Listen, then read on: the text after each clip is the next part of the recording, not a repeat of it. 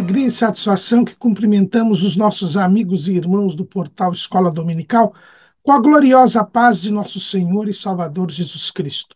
Estamos dando início a mais uma pré-aula, esta ferramenta que o portal Escola Dominical disponibiliza para os nossos amigos e irmãos do portal Escola Dominical.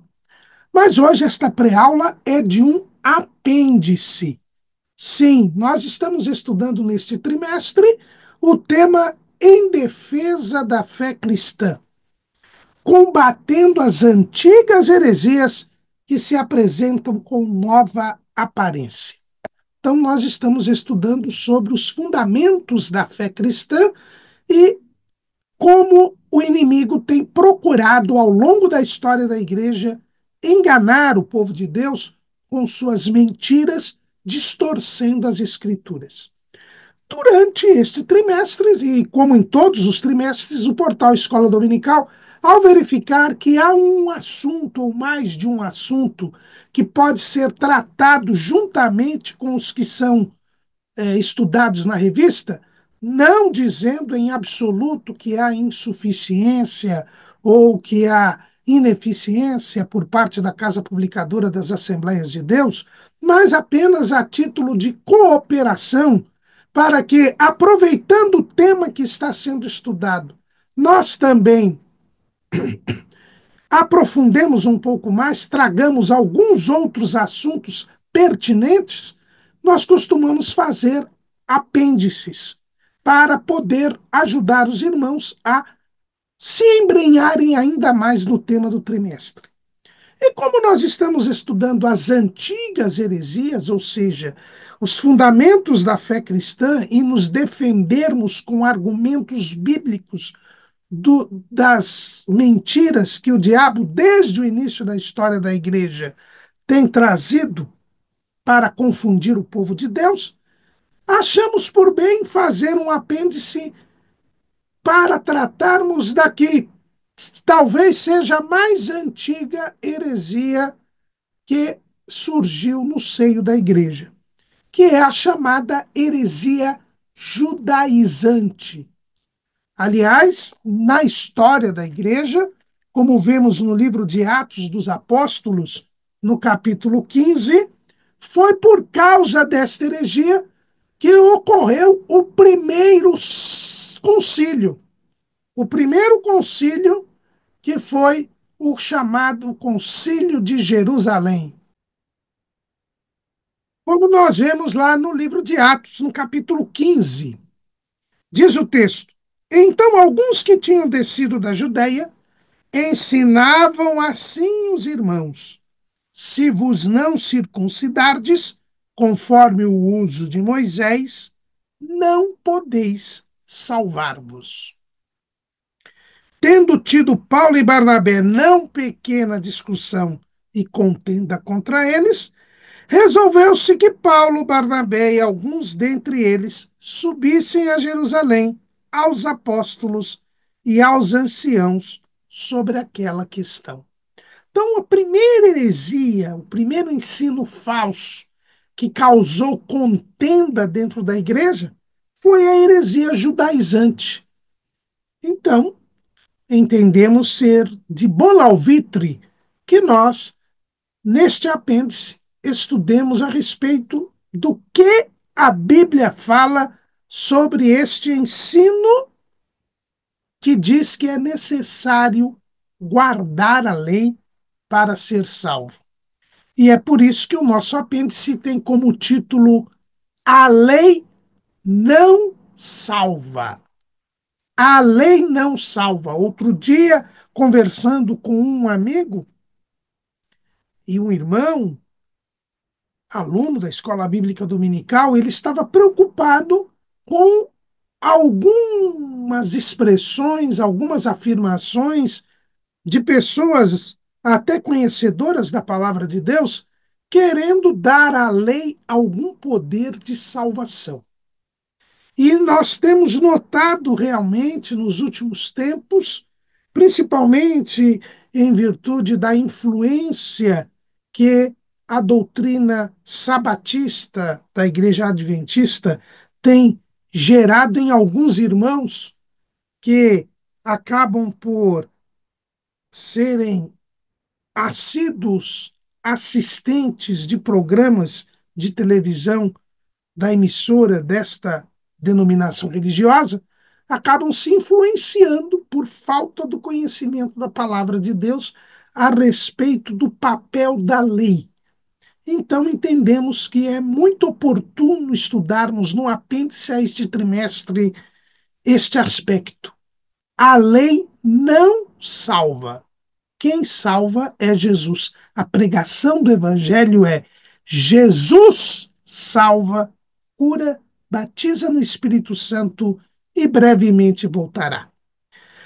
Escolhemos como texto áureo o tema, o versículo que se encontra em Gálatas, capítulo 3, versículo 19. A carta aos Gálatas foi escrita pelo apóstolo Paulo exatamente para combater este ensino judaizante. Gálatas 3 e 19. Logo, para que a lei foi ordenada por causa das transgressões, até que viesse a posteridade, a quem a promessa tinha sido feita, e foi posta pelos anjos na mão de um medianeiro. Então, os irmãos observam aqui que o apóstolo Paulo ele é bem claro, dizendo que a lei ela foi dada por Deus a Israel por causa do pecado. Mas ela tinha prazo de validade até que viesse a posteridade. E quem é a posteridade? Paulo diz em Gálatas 3 e 16. Ora, as promessas foram feitas a Abraão e a sua posteridade. Não diz e as posteridades, como falando de muitas, mas como de uma só. E a tua posteridade, que é Cristo. Então, aqui, irmãos, o apóstolo Paulo deixa bem claro que a lei vigorou até Cristo. Deus deu a lei a Israel até que viesse Jesus. A partir de Jesus, não estamos mais debaixo da lei, nós estamos debaixo da graça, como bem explica o apóstolo João, lá no Evangelho segundo João, capítulo 1, versículo 17. Porque a lei foi dada por Moisés, a graça e a verdade vieram por Jesus Cristo. Então, a lei foi dada por Moisés. Moisés, que a recebeu dos anjos, né? As tábuas da lei, as primeiras tábuas da lei, foram lavradas e escritas por Deus e entregues a Moisés. Os anjos trouxeram até Moisés estas tábuas da lei. E estas tábuas da lei foram quebradas por Moisés quando ele viu o povo quebrando os dois primeiros mandamentos. Os dois primeiros mandamentos foram quebrados pelo povo de Israel 40 dias depois que eles foram recebidos diretamente da parte de Deus no Monte Sinai. Ali, aquele gesto demonstra que a lei já tinha sido quebrada pelo povo. Mas a promessa da salvação feita lá no Éden permanecia. E o Salvador veio. O Salvador veio. Jesus veio. E é interessante que a lei foi posta pelos anjos na mão de um medianeiro. Moisés foi o intermediário entre Deus e o povo ao dar a lei, que não eram apenas aqueles 10 mandamentos que estavam nas tábuas da lei, mas 613 mandamentos. E por que houve este medianeiro? Precisamente porque o povo não podia ter um relacionamento direto com Deus por causa do pecado, porque a lei não tirou o pecado. A lei mostrou o pecado para o povo, mas não tirou o pecado do povo. O povo não creu em Deus. Não creu em Deus.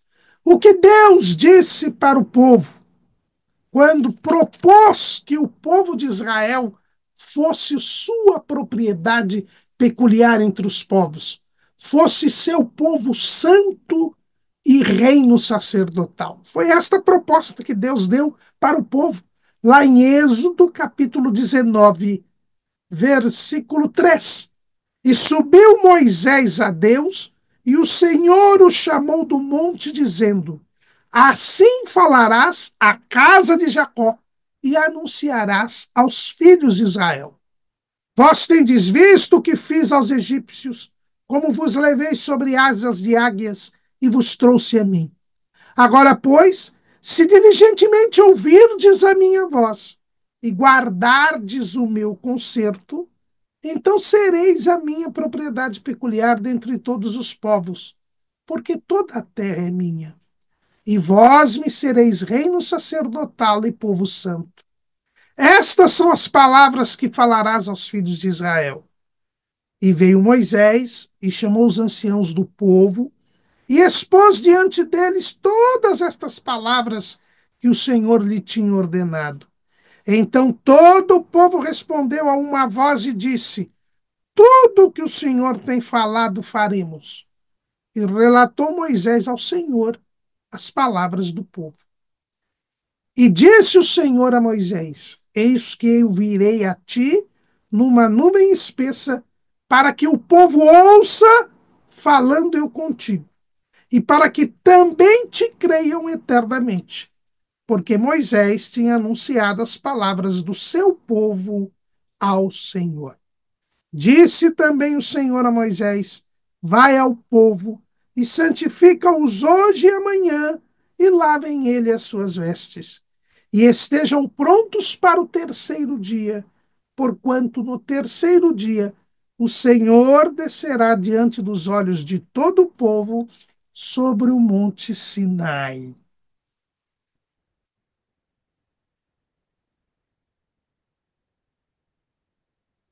E marcarás limites ao povo em redor, dizendo: Guardai-vos, que não subais o monte, nem toqueis o seu termo. Todo aquele que tocar o monte certamente morrerá. Nenhuma mão tocará nele, porque certamente será apedrejado ou asseteado. Quer seja animal, quer seja homem, não viverá.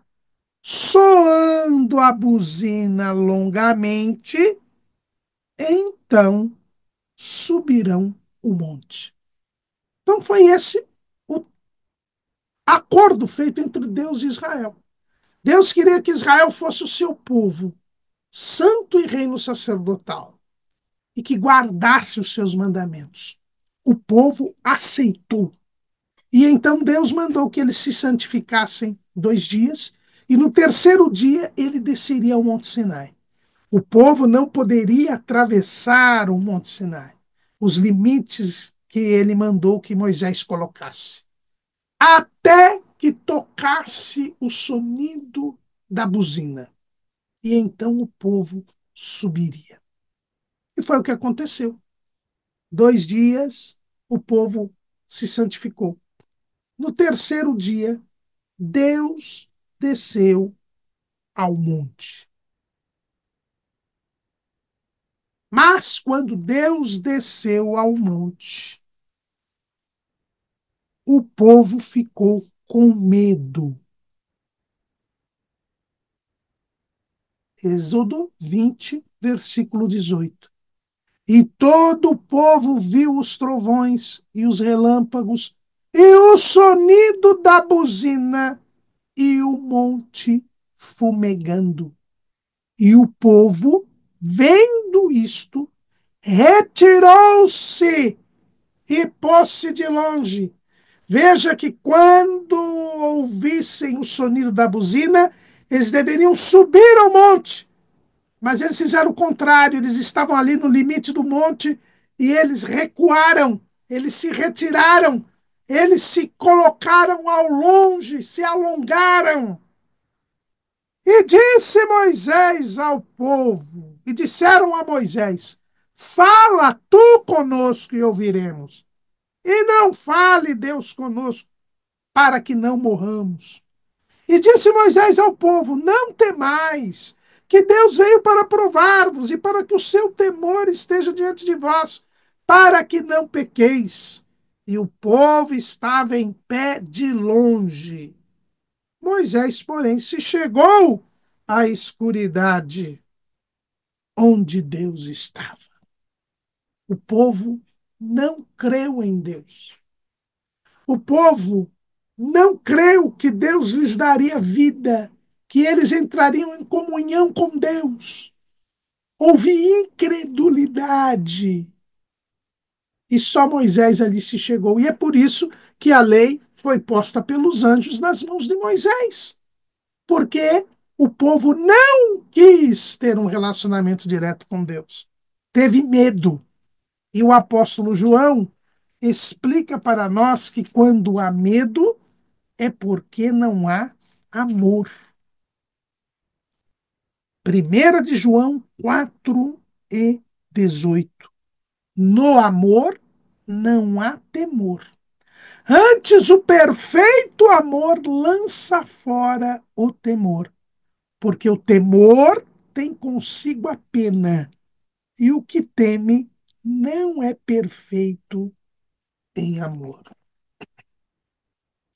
O povo de Israel não amou a Deus, não creu em Deus, teve medo de Deus. Em vez de subir o monte, pôs-se de longe. E esta é a maior prova de que a lei não salva. Porque a salvação é o perdão dos pecados, é a retirada dos pecados. E quando Deus deu a lei, o povo não creu. E assim descumpriu o primeiro e grande mandamento. Qual é o primeiro e grande mandamento? Mateus capítulo 22, versículo 35. E um deles, doutor da lei, interrogou-o para o experimentar, dizendo: Mestre, qual é o grande mandamento da lei? E Jesus disse-lhe: Amarás o Senhor teu Deus de todo o teu coração e de toda a tua alma e de todo o teu pensamento. Esse é o maior mandamento. Jesus o disse. E qual foi a resposta deste escriba, deste doutor da lei? Marcos 12:32. E o escriba lhe disse: Muito bem, mestre. E com verdade disseste que há um só Deus, e que não há outro além dele, e que amá-lo de todo o coração, e de todo o entendimento, e de toda a tua alma, e de todas as forças, e amar ao próximo como a si mesmo é mais do que todos os holocaustos e sacrifícios. Então eles quebraram o primeiro e grande mandamento aqui já, ao se colocarem de longe, a terem medo de Deus, a não crerem em Deus.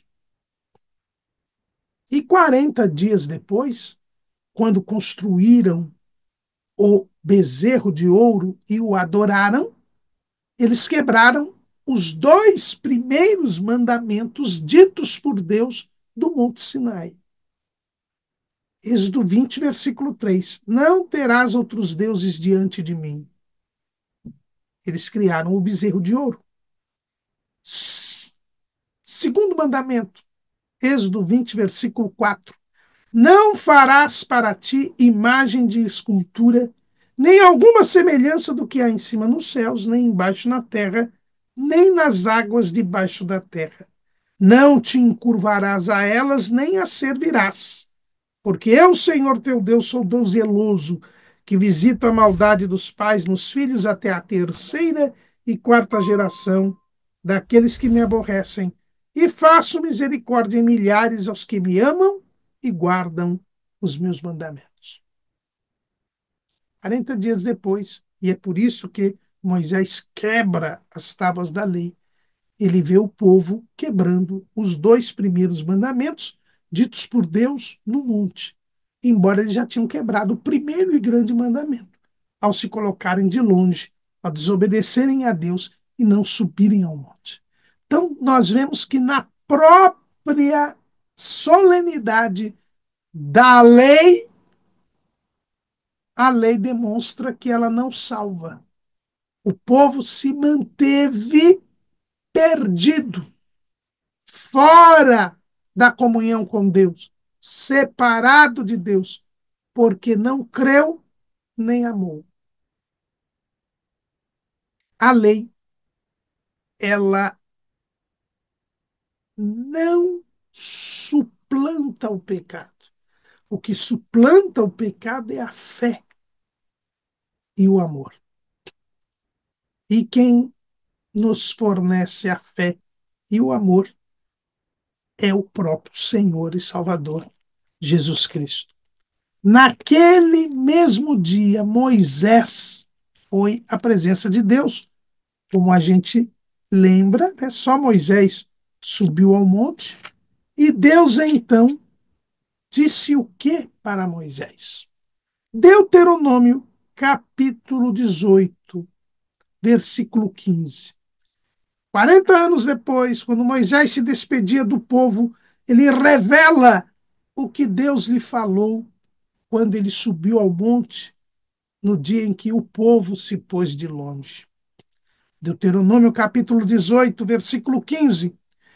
O Senhor teu Deus te despertará um profeta do meio de ti, de teus irmãos como eu. A ele ouvireis, conforme tudo que pediste ao Senhor teu Deus em Horebe, no dia da congregação, dizendo: não ouvirei mais a voz do Senhor meu Deus, nem mais verei este grande fogo, para que não morra. Então o Senhor me disse: bem falaram naquilo que disseram. Eis que lhe suscitarei um profeta do meio de seus irmãos, como tu, e porei as minhas palavras na sua boca, e ele lhes falará tudo o que eu lhe ordenar. E será que qualquer que não ouvir as minhas palavras, que ele falar em meu nome, eu o requererei dele.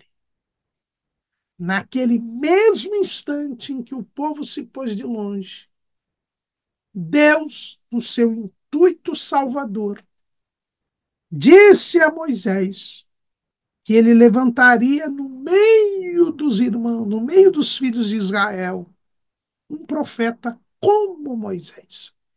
E então aquele profeta eles teriam de ouvir, porque se não o ouvissem, Deus o requereria dele.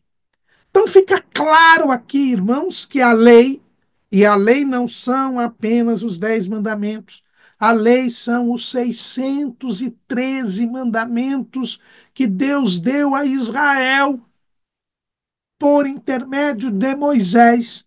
É por isso que a lei de Deus ela é também chamada lei de Moisés, é a mesma coisa.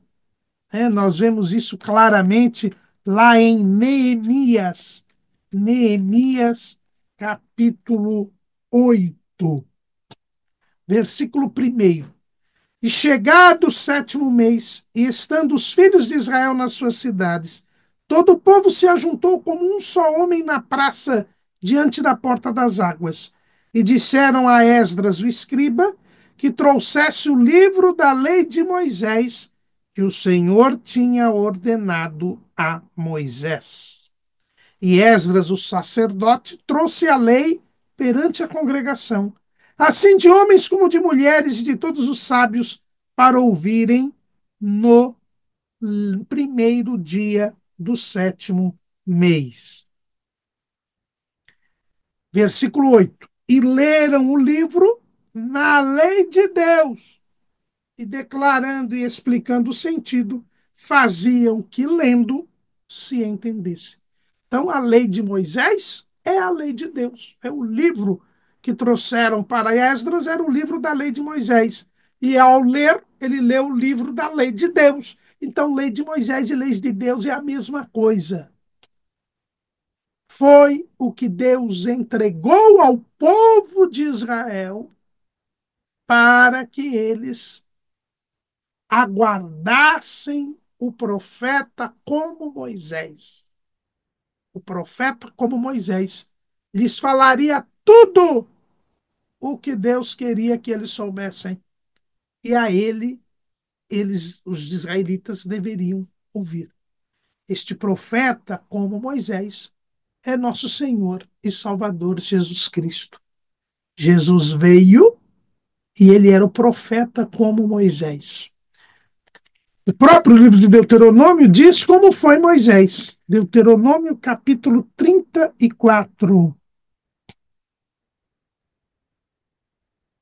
versículo 10. E nunca mais se levantou em Israel profeta algum como Moisés, a quem o Senhor conhecera face a face. Nem semelhante em todos os sinais e maravilhas que o Senhor o enviou para fazer na terra do Egito a Faraó e a todos os seus servos e a toda a sua terra. E em toda mão forte e em todo espanto grande que operou Moisés aos olhos de todo Israel. Moisés foi um profeta singular por dois motivos. Em primeiro lugar, porque ele conhecia a Deus face a face, ele falava a Deus face a face. E em segundo lugar, porque ele fazia sinais, prodígios e maravilhas. Então, o profeta como Moisés, ele seria este profeta que falaria a Deus face a face e que iria também fazer sinais, prodígios e maravilhas. Só uma outra pessoa teve esses predicados, que foi Jesus. Quando nós lemos o Antigo Testamento todo, nós vemos que nenhum profeta, com exceção de Elias e de Eliseu, realizou sinais, prodígios e maravilhas. Então, nós podemos ver que nenhum outro profeta era um profeta como Moisés. Mas Elias e Eliseu, eles fizeram milagres. Então, não poderiam ser eles os profetas como Moisés? Não. Por quê? Porque, como diz lá em Números, próprio Deus, diz lá em Números, capítulo 12, versículo 6. E disse: Ouvi agora as minhas palavras. Se entre vós houver profeta, eu, o Senhor, em visão a ele me farei conhecer, ou em sonhos falarei com ele. Não é assim com o meu servo Moisés, que é fiel em toda a minha casa. Boca a boca falo com ele, e de vista, e não por figuras, pois ele vê a semelhança do Senhor. Por que, pois, não tivesses temor de falar contra o meu servo, contra Moisés?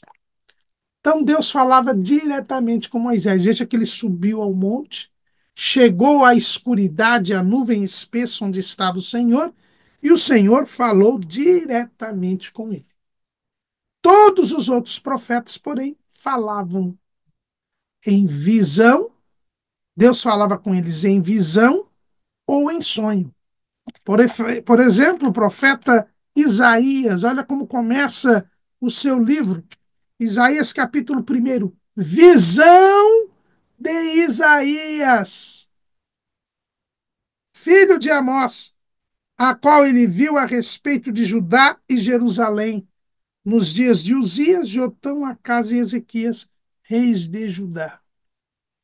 Isaías Deus falava com ele em visão. O mesmo ocorre com Jeremias. Lá, o profeta Jeremias, Jeremias capítulo 1, versículo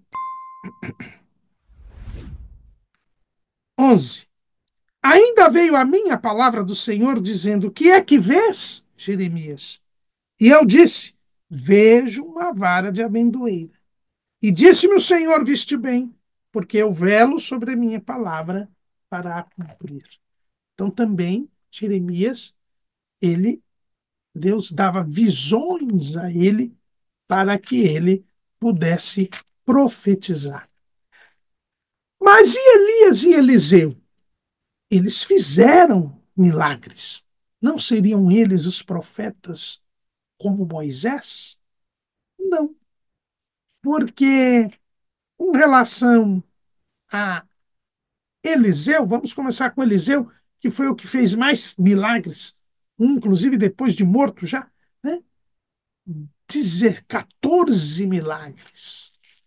Mas quando Elias foi tomado ao céu, e Eliseu então realiza o seu primeiro milagre, ele teve uma visão. Para ele poder exercer o ministério, para ele ter porção dobrada do espírito de Elias, Elias disse que ele deveria ver quando ele fosse tomado para o céu. Quando Elias, né, fosse tomado para o céu. Veja então, capítulo 2 de 2 Reis, versículo 11. E sucedeu que, indo eles andando e falando, eis que um carro de fogo com cavalos de fogo os separou um do outro. E Elias subiu ao céu num redemoinho. O que vendo Eliseu, clamou: meu pai, carros de Israel e seus cavaleiros. E nunca mais o viu. E tomando das suas vestes, as rasgou em duas partes. Também levantou a capa de Elias que lhe caíra, e voltou-se e parou à borda do Jordão. E tomou a capa de Elias que lhe caíra, e feriu as águas, e disse: onde está o Senhor Deus de Elias? Então feriu as águas, e se dividiram elas para uma e outra banda, e Eliseu passou. Então, o primeiro milagre de Eliseu foi porque ele teve uma visão, a visão da subida de Elias ao céu. E como ele viu, a capa de Elias lhe foi caída. E ele então recebeu aí o papel de sucessor. Ele recebeu a porção dobrada do Espírito de Deus que havia em Elias, e é por isso que ele fez o dobro dos milagres. Então, Eliseu também agia por visão. Então, não era o profeta como Moisés. E Elias? Ora, Elias tinha a mesma, ele tinha a metade da porção do Espírito dado a Eliseu. Então já começa daí. Se Eliseu tinha o dobro e ele só agiu por visão, Elias não poderia ser de outra maneira. Eliseu sucedeu a Elias. Mas quando nós vemos Elias entrando, iniciando aí o seu ministério profético público, podemos dizer assim. 1 Reis, capítulo 17. Então Elias, o tisbita, dos moradores de Gileade, disse a Deus: vive o Senhor Deus de Israel, perante cuja face estou, que nestes anos nem orvalho nem chuva haverá, senão segundo a minha palavra. Então aqui nós temos o próprio Elias dizendo que ele estava perante a face de Deus, estava diante de Deus, mas não falava boca a boca com Deus.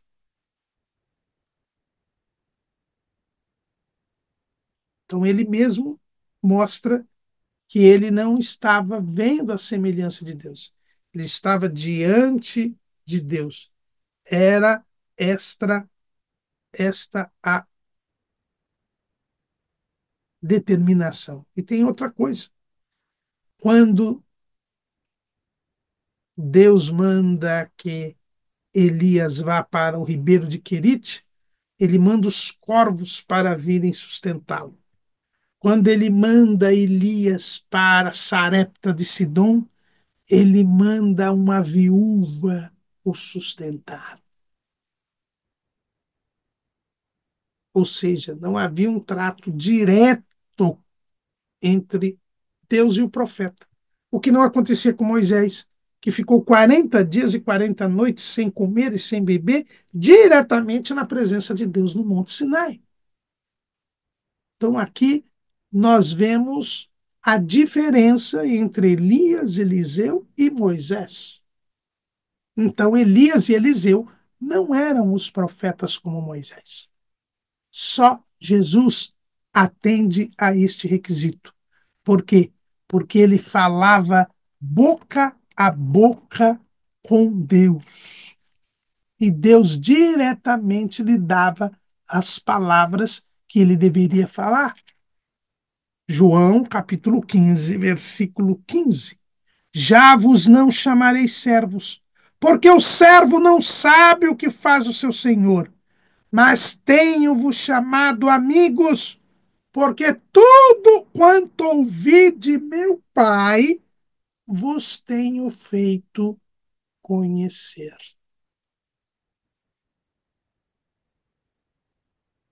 No seu batismo, o Pai disse: Este é o meu filho amado, em quem me comprazo. O Pai falava diretamente, boca a boca, com Jesus. Lá em João 12 e 28. Pai, glorifica o teu nome. Então veio uma voz do céu que dizia: Já o tenho glorificado, e outra vez o glorificarei. Ora, a multidão que ali estava e que a tinha ouvido dizia que havia sido um trovão. Outros diziam: Um anjo lhe falou. Respondeu Jesus e disse: Não veio esta voz por amor de mim, mas por amor de vós. Deus falava diretamente com Jesus. Ele era o profeta como Moisés. Boca a boca, Deus falava com ele. E por isso o povo de Israel teria de ter recebido as palavras de Jesus, senão isto seria requerido dele. Mas, como diz o próprio João, capítulo 1 do seu evangelho, versículo 11, veio para o que era seu, e os seus não o receberam. E por isso, Israel perdeu a terra prometida mais uma vez, e ficou espalhado aí até 1948. E ainda a maior parte do povo judeu está fora da terra de Israel, porque não ouviu o profeta como Moisés. Então, no próprio dia em que a lei foi solenemente entregue ao povo, no Monte Sinai, a lei já mostrou a sua impotência.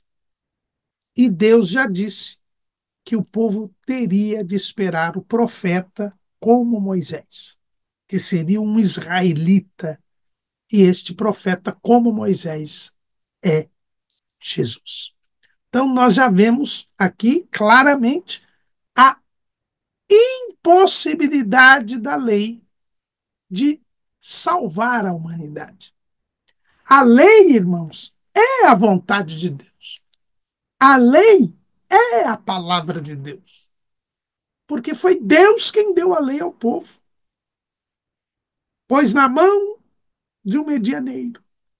Não só os 10 mandamentos, mas os irmãos vejam que quando Moisés volta do monte, ele fala, nós temos ali vários mandamentos, Êxodo 21, 22 e 23, e Moisés promulga a lei no capítulo 24 de Êxodo, e depois volta ao monte, onde fica mais 40 dias, e Deus vai lhe dando leis. Como eu disse, 613 mandamentos. nas suas duas idas ao monte, e depois, em sequência, durante os 40 anos, os 5 livros da lei, o Pentateuco, trazem toda a lei, que são 613 mandamentos. A lei é correta, sim, ela foi dada por Deus. É por isso que o apóstolo Paulo, lá em Romanos, capítulo 7, versículo 12, assim a lei é santa e o mandamento santo, justo e bom. Os mandamentos foram dados por Deus. Deus diz: os meus mandamentos, os meus preceitos, os meus juízos, se vêm de Deus. Deus é santo, então o mandamento é santo. Deus é justo, então o mandamento é justo. Deus é bom, então o mandamento é bom. Nós não somos contra a lei e nem podemos dizer que a lei é ultrapassada nesse sentido de que Deus é eterno e, portanto, a sua vontade não muda, ele não muda. Então, o que ele determinou na lei é justo, santo e bom. E quem é servo de Deus cumpre a lei. Acontece que a lei não é o critério de salvação, porque a lei não salva. Deus deu a lei a Israel. E aquela geração de 20 anos para cima que ouviu a lei morreu no deserto, com exceção de Josué e Caleb. Por quê? Porque não creram. Eu não posso cumprir a lei se eu não crer em Deus. Esse é o problema. A lei foi dada por Deus, mas eu tenho que crer. O que diz o escritor aos Hebreus?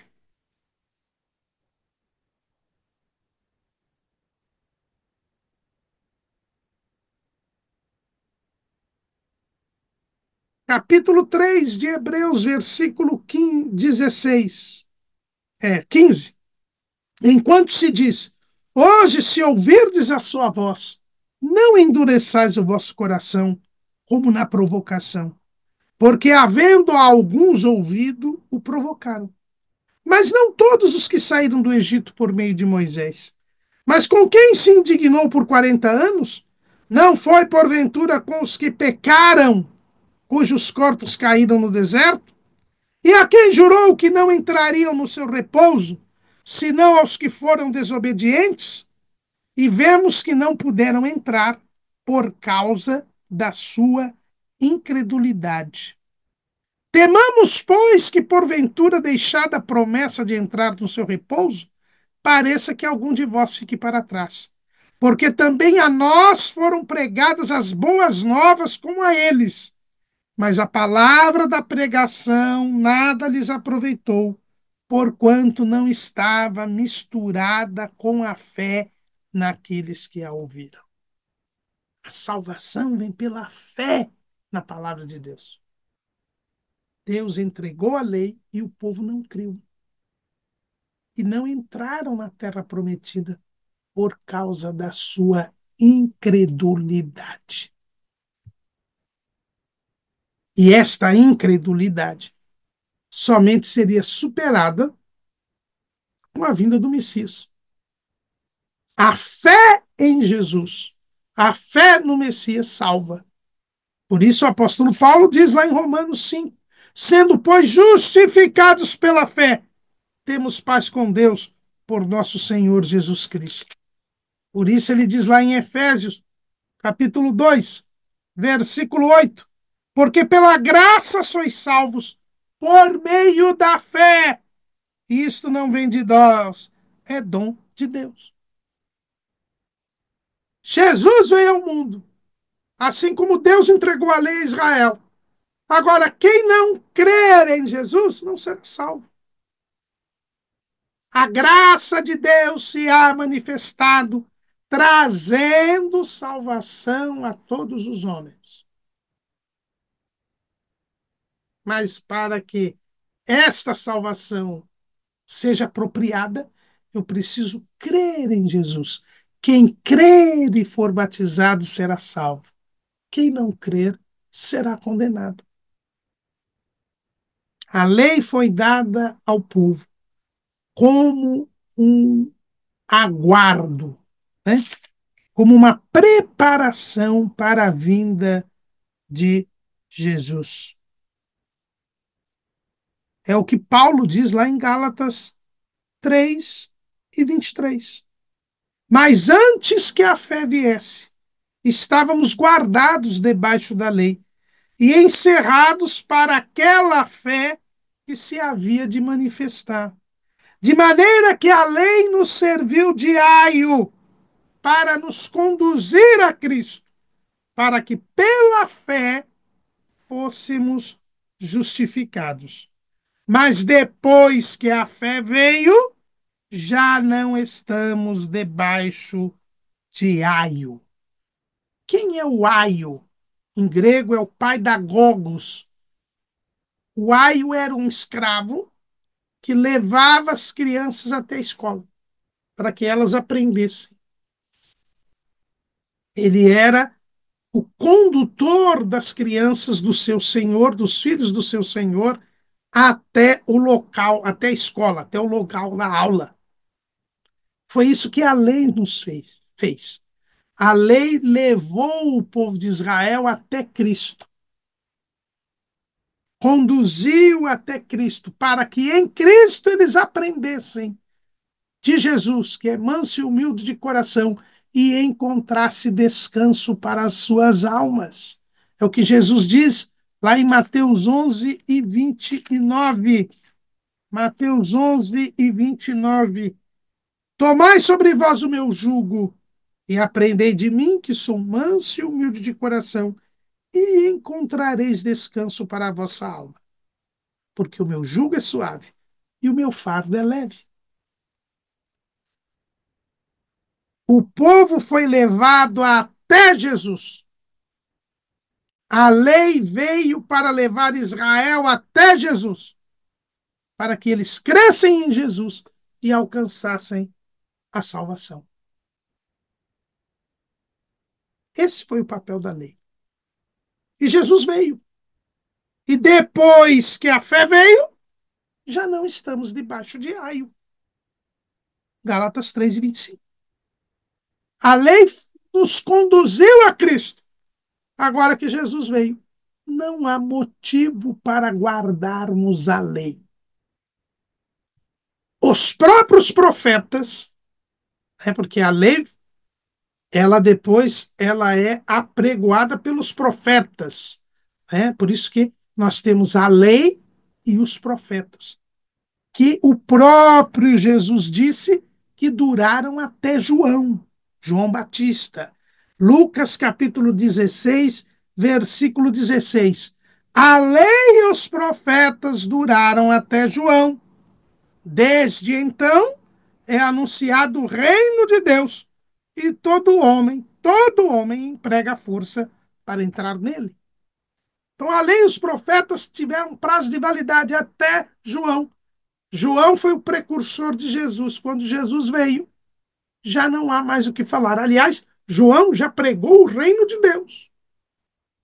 A pregação de João já era preparação para a vinda do Messias. Ele é o precursor do Messias.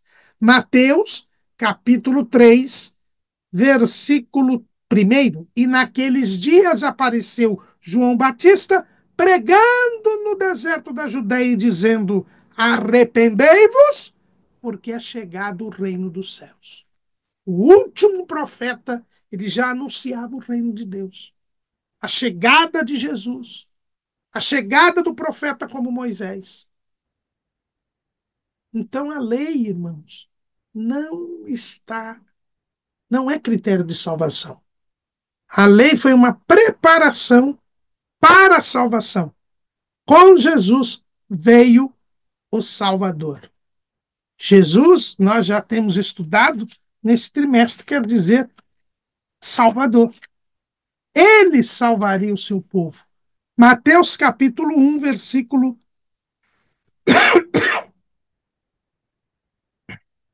21. E ela dará à luz um filho, e lhe porás o nome de Jesus, porque ele salvará o seu povo dos seus pecados. O povo não tinha sido salvo dos seus pecados, porque a lei não salva. O povo não creu, o povo não amou. Em vez de subir ao monte, teve medo e se pôs de longe. E então Deus disse que mandaria o profeta como Moisés para que o povo chegasse perto.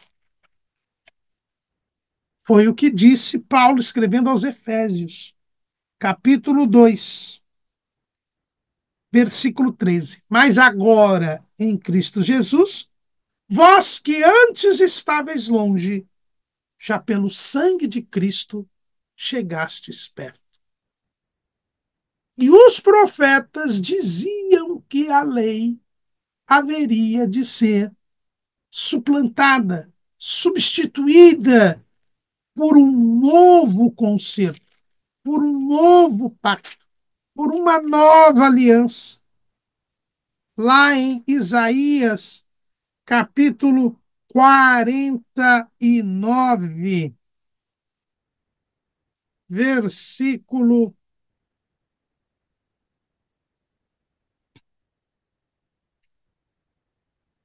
5.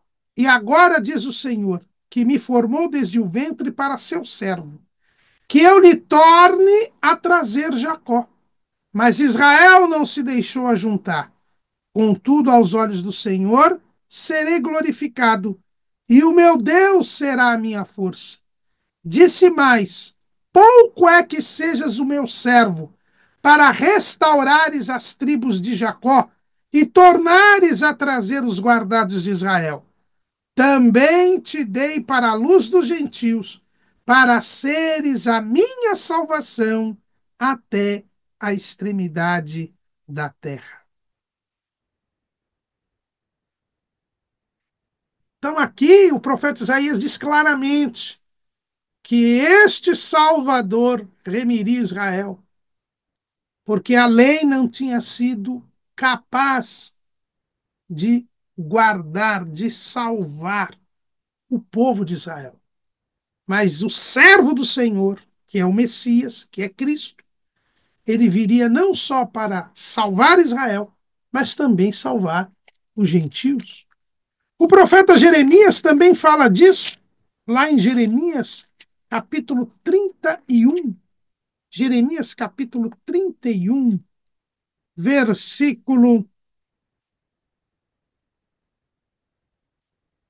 37.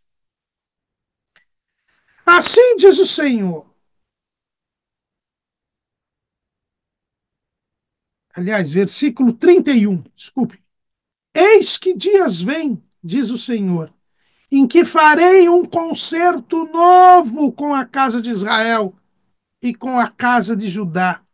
Não conforme o concerto que fiz com seus pais, no dia em que os tomei pela mão para os tirar da terra do Egito, porquanto eles invalidaram o meu concerto, apesar de eu os haver desposado, diz o Senhor. Mas este é o concerto que farei com a casa de Israel depois daqueles dias, diz o Senhor. Porei a minha lei no seu interior e a escreverei no seu coração, e eu serei o seu Deus, e eles serão o meu povo. Como diz o apóstolo Paulo, lá em 2 aos Coríntios, capítulo 3, ele diz assim, versículo 6, o qual nos fez também capazes de ser ministros de um novo testamento, ou de um novo concerto, não da letra, mas do espírito, porque a letra mata e o espírito vivifica. E se o ministério da morte, gravado com letra em pedras, veio em glória, de maneira que os filhos de Israel não podiam fitar os olhos na face de Moisés, por causa da glória do seu rosto, a qual era transitória, como não será de maior glória o ministério do Espírito? A lei foi gravada em pedras, mas o novo concerto vai gravar a lei no interior do coração. Porque a lei não chega ao coração. A lei de Moisés não chega ao coração. É por isso que a lei não salva. Porque quando a lei não entra no coração, ela ficou gravada em pedras, ficou gravada em pergaminhos, em papiro, não entrou no coração do povo, e por isso o povo morreu, porque continuou em pecado. É por isso que a lei não salva. Porque o que diz Jesus a respeito do coração humano? Mateus, capítulo 15, versículo 16. Versículo 18. Mateus 15, 18. Mas o que sai da boca procede do coração, e isso contamina o homem. Porque do coração procedem os maus pensamentos, mortes, adultérios, prostituição, furtos, falsos testemunhos e blasfêmias. São estas coisas que contaminam o homem. Mas comer sem lavar as mãos, isso não contamina o homem. A lei, ela não chegou ao coração do povo. A lei não chega ao coração. A lei, ela não modifica o coração. Quem modifica o coração é Jesus. Jesus muda o coração do homem. Ele mesmo diz isso. João, capítulo 7, versículo 38. Quem crê em mim, como diz a Escritura, rios de água viva correrão do seu ventre. E isso disse ele do Espírito, que haviam de receber os que nele crescem, porque o Espírito Santo ainda não fora dado, por ainda Jesus não ter sido glorificado. É o que Paulo, mais uma vez, eu repito aqui. Romanos 5, sendo, pois, justificados pela fé, temos paz com Deus por nosso Senhor Jesus Cristo. E o versículo 5, e a esperança não traz confusão, porquanto o amor de Deus está derramado em nosso coração pelo Espírito Santo que nos foi dado. Quando cremos em Jesus, o sangue de Jesus nos purifica de todo pecado. Jesus perdoa os nossos pecados. Os nossos pecados são tirados, porque Ele é o Cordeiro de Deus que tira o pecado do mundo. E aí o amor de Deus, o Espírito Santo vem até nós, e o amor de Deus é derramado pelo Espírito Santo em nosso coração. Aí nós temos um novo coração. E é por isso que nós passamos a ser salvos. E acabamos cumprindo a lei. Por quê? Porque a lei é a vontade de Deus. E a partir do momento que os nossos pecados são perdoados e nós entramos em comunhão com Deus, nós passamos a fazer a vontade de Deus. Então eu preciso crer em Jesus. E quem crê em Jesus automaticamente cumpre a lei. Quem crê em Jesus cumpre a lei. Por isso que a lei é mandamento justo, bom e santo. Por quê? Porque a partir do momento que eu creio em Jesus, meus pecados são perdoados, eu passo a ser uma nova criatura e eu passo a ser filho de Deus, e então eu sou justificado pela fé. Se eu sou justificado pela fé, eu me torno justo. Ora, o mandamento é justo. Então eu faço o que a lei manda, em termos de justiça. Eu sou santificado, eu sou separado do pecado. Então eu faço o que é santo. E a lei é santa. E eu passo a ter uma nova criatura, passo a ser uma nova criatura, passo a ser filho de Deus. E Deus é bom. Então eu passo a ser bom. E a lei é boa. Se eu sou justo, santo e bom, eu estou de acordo com a lei. Paulo, ele deixa isso bem claro, né? Quando ele nos fala que quem está salvo cumpre a lei, né? Ele diz assim, Romanos, capítulo 12,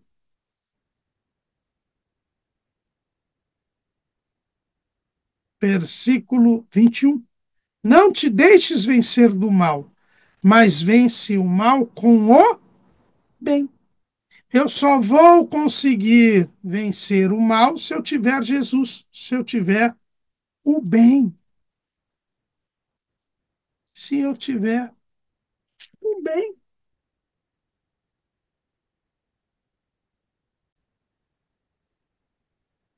É o que Paulo diz aqui em Romanos 13:8. A ninguém devais coisa alguma a não ser o amor com que vos ameis uns aos outros, porque quem ama aos outros cumpriu a lei. Com efeito, não adulterarás, não matarás, não furtarás, não darás falso testemunho, não cobiçarás. E se há algum outro mandamento, tudo nesta palavra se resume: amarás ao teu próximo como a ti mesmo. O amor não faz mal ao próximo, de sorte que o cumprimento da lei é o amor. Vejam aqui, irmãos, o paradoxo.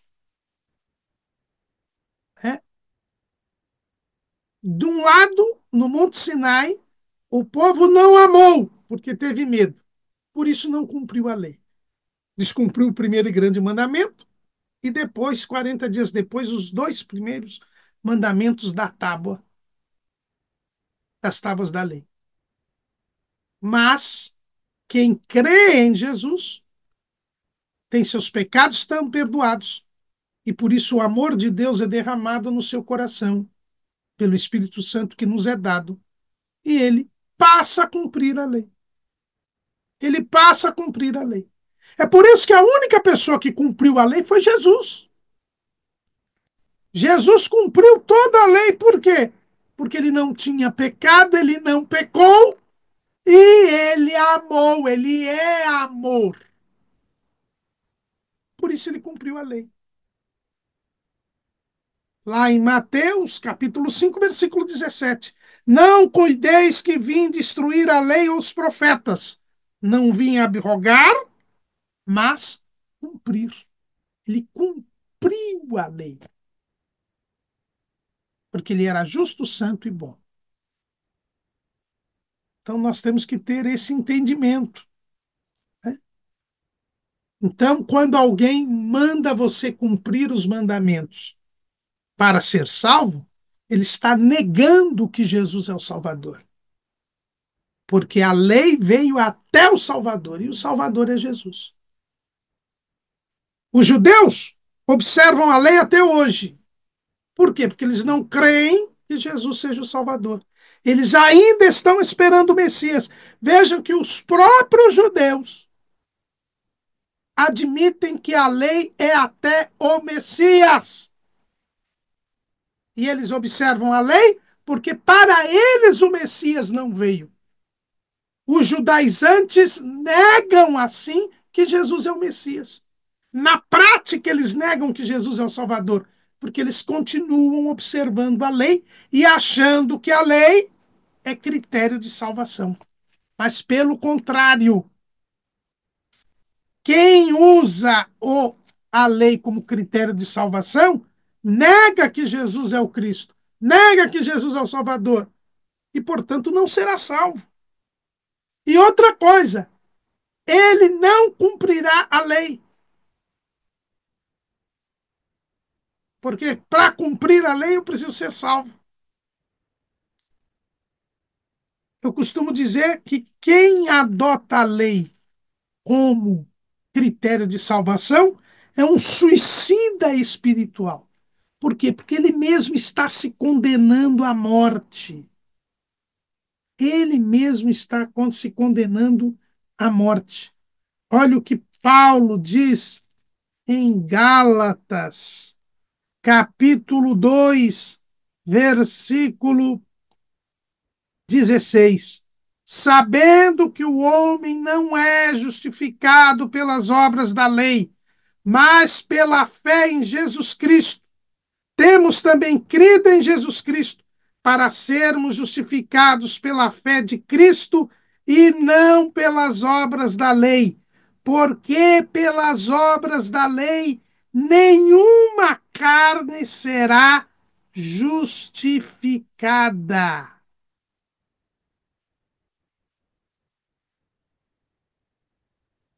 Cuidado!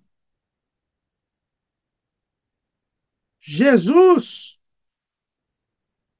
ele deixa isto bem claro, né? Paulo aqui deixa bem claro, e nós temos que tomar cuidado com isso.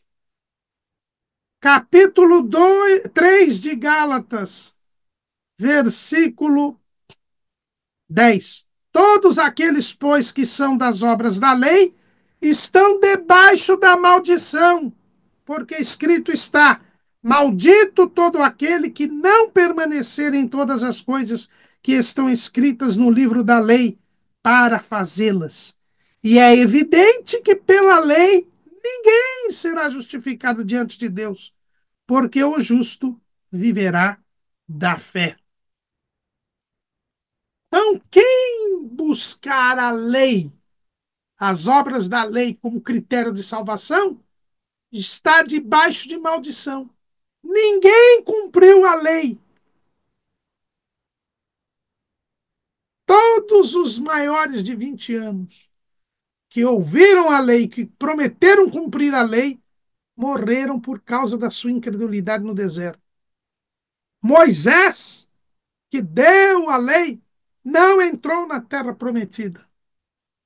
Só Josué e Caleb entraram na terra prometida, porque creram. Porque creram. Eles entraram pela fé. Embora não tenham cumprido a lei, mas eles entraram na terra prometida. Só entra no céu quem crer em Jesus. Quem crer e for batizado será salvo. Quem não crer será condenado. E no concílio de Jerusalém foi dito que os crentes não deveriam observar a lei. A lei não é critério de salvação. Os que defendem os judaizantes, eles procuram trazer dois argumentos. O primeiro argumento é que Jesus nasceu sob a lei. Sim, Jesus nasceu sob a lei, porque ele trouxe a graça. Então, quando ele nasceu, estava a lei. Mas quando ele instituiu a ceia, ele disse para os seus discípulos o quê? Este é o sangue do testamento do meu, este é o novo testamento no meu sangue. Ele instituiu a ceia para que nós lembrássemos que ele estabeleceu a nova aliança, um novo concerto, que não estamos debaixo da lei. Ele nasceu sob a lei, mas nos livrou da lei. Agora, pela fé nele, nós recebemos o amor de Deus, e este amor de Deus nos faz fazer a vontade de Deus. E o próprio Jesus mostrou no Sermão do Monte aos seus discípulos que nós estamos além da lei. O segundo argumento que eles trazem é que, olha, os primeiros judeus eram judeus e eles continuaram a observar a lei. Sim, continuaram a observar a lei, mas se reuniram no Concílio de Jerusalém e disseram que a observância da lei não era critério para a salvação. O judeu, ele cumpre a lei, o judeu cristão, ele cumpre a lei por questão cultural. Assim como a gente come arroz e feijão por questão cultural, eles guardam o sábado, se circuncidam por questão cultural, sabendo que nada disto salva. E eles decidiram em Jerusalém que isto não salva. E mais, e mais. Quem observa a lei nega que Jesus é o Salvador. E quem não crê que Jesus é o Salvador está perdido. Os judaizantes dos tempos apostólicos, eles exigiam que o povo se circuncidasse. Se não vos circuncidardes, não sereis salvos. Mas a própria lei diz que o importante é a circuncisão do coração. Deuteronômio capítulo 10, versículo 16. Guardai-vos que o vosso coração não se engane e vos desvieis e sirvais a outros deuses e vos inclineis perante eles. Deuteronômio capítulo 30, versículo 6. E o Senhor teu Deus circuncidará o teu coração e o coração de tua semente, para amares ao Senhor teu Deus com todo o coração e com toda a tua alma, para que vivas. A própria lei diz que o importante é a circuncisão do coração. E quem traz a circuncisão do coração? Jesus. O novo concerto é que coloca e escreve a lei no nosso coração. É a retirada dos pecados. Então, a própria lei mostra que a circuncisão, que era exigida pelos judaizantes, era apenas uma figura da verdadeira circuncisão, que é a circuncisão do coração, que é feita por Jesus. A guarda do sábado. A própria lei diz que a guarda do sábado era apenas para os judeus. Êxodo capítulo 31, versículo 13. Tu, pois, fala aos filhos de Israel, dizendo: certamente guardareis meus sábados, porquanto isto é um sinal entre mim e vós nas vossas gerações, para que saibais que eu sou o Senhor que vos santifica. Era um sinal entre Deus e Israel, não entre Deus e os gentios, não entre Deus e a igreja. Porque o sábado, ele é um sinal. Sinal do quê? Do descanso, da santificação, de separar um dia para Deus. E o que diz agora a palavra de Deus? Lá em Hebreus, capítulo 4, versículo 5.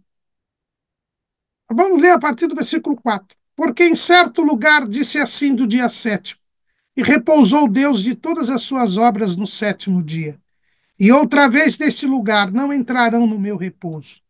Visto, pois, que resta que alguns entrem nele, e que aqueles a quem primeiro foram pregadas as boas novas não entraram por causa da desobediência, determina outra vez um certo dia, hoje, dizendo por Davi, muito tempo depois, como está escrito: hoje, se ouvirdes a sua voz, não endureçais o vosso coração.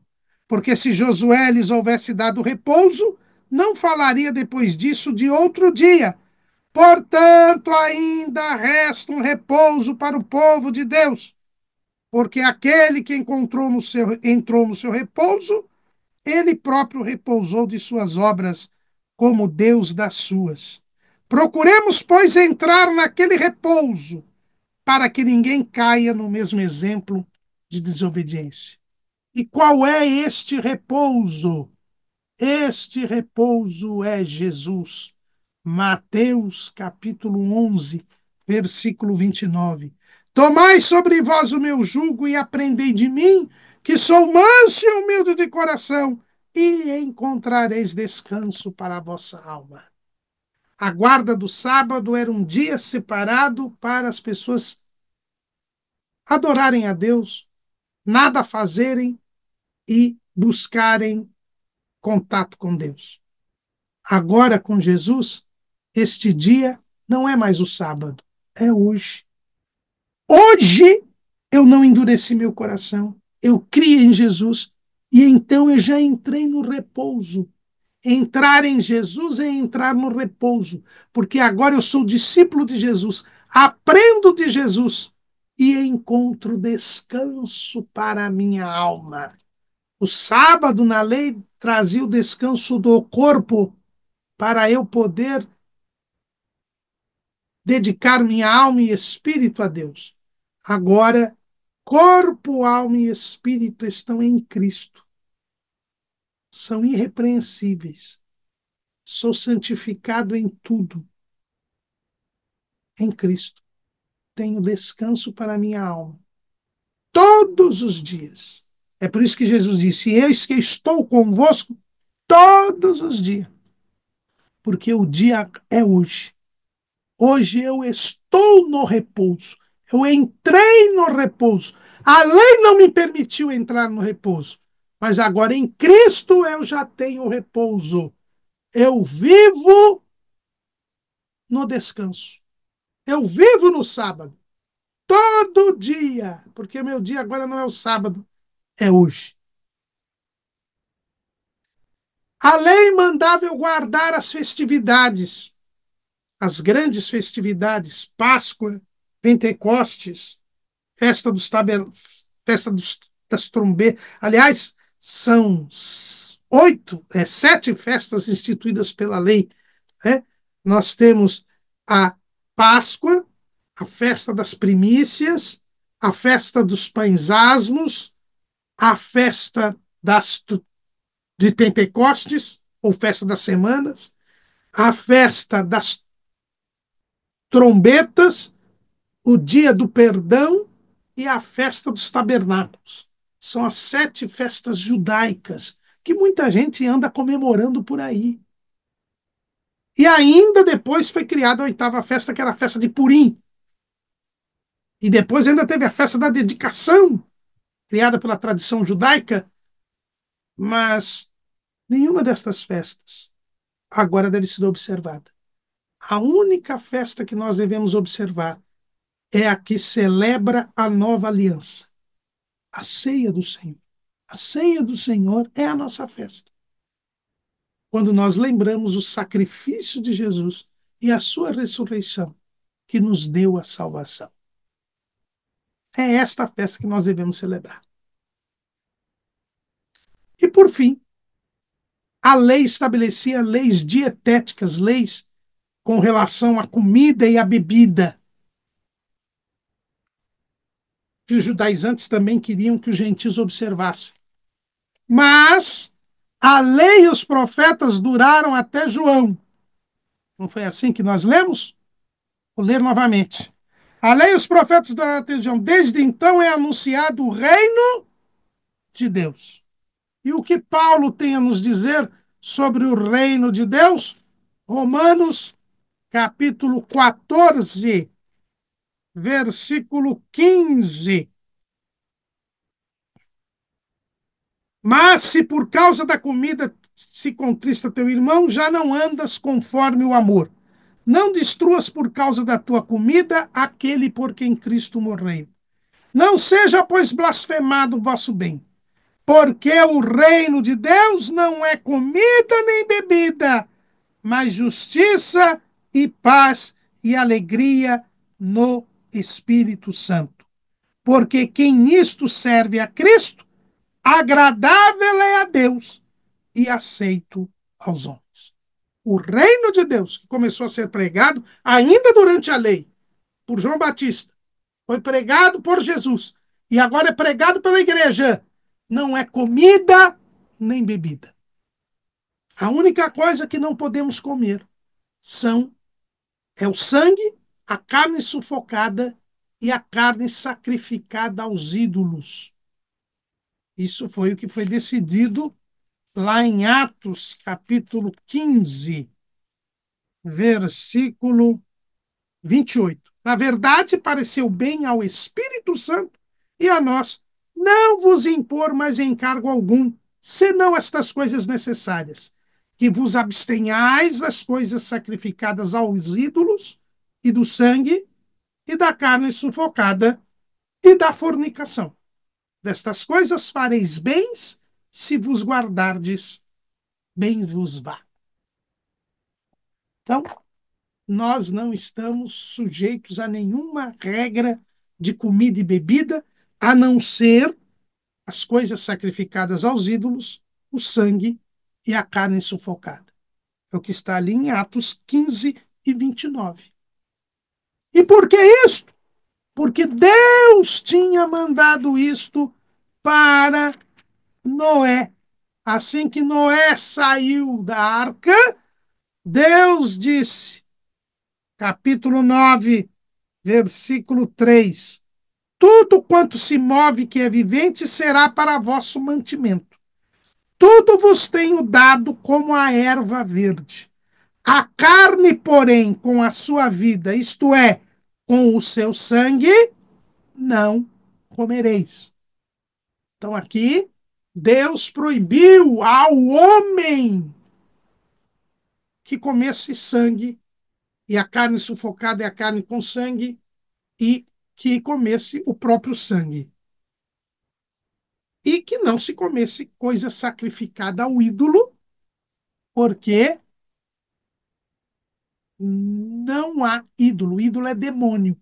E o crente, ele está separado, ele não participa da mesa dos demônios. Primeira aos Coríntios, capítulo 10, versículo 20. Antes digo que as coisas que os gentios sacrificam, as sacrificam aos demônios, e não a Deus. E não quero que sejais participantes com os demônios. Não podeis beber o cálice do Senhor e o cálice dos demônios. Não podeis ser participantes da mesa do Senhor e da mesa dos demônios. Então, se nós celebramos a ceia, participamos da ceia, não podemos participar do que é sacrificado a falsos deuses, aos demônios. Tirando isso, o reino de Deus não é comida nem bebida, mas justiça, paz e alegria no Espírito Santo. Fica bem claro, irmãos, que a lei não salva e que, por isso, não podemos usar a lei como critério de salvação. Não se deixe iludir por esta heresia judaizante. Amém.